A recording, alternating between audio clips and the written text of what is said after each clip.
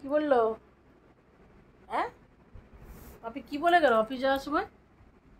যে মাকে দেখে রাখবি। এটা তো দেখে রাখার নমুনা। নিজের মতো করে আছিস।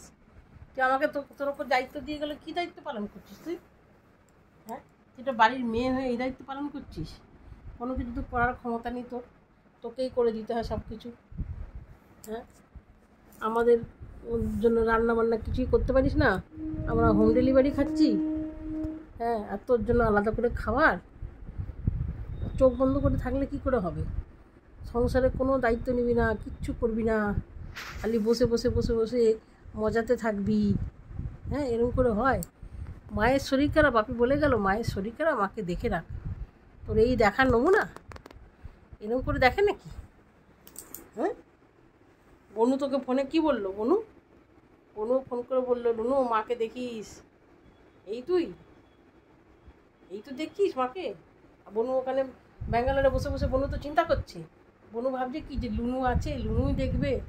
লুনু দেখবে, লুনুকেই তো দেখতে হচ্ছে। আবার চোখ দুটো ওপর দিকে তাকাচ্ছিস কিসের জন্য? তুই কি কিছুই বুঝিস না নাকি? তুমি সব বোঝো, তুমি সব বোঝো। সব যখন বোঝো তাহলে বলো বন্ধুদেরকে, বন্ধুরা আমার চ্যানেলটা সাবস্ক্রাইব করো আর লাইক আর কমেন্ট করো। Thank you.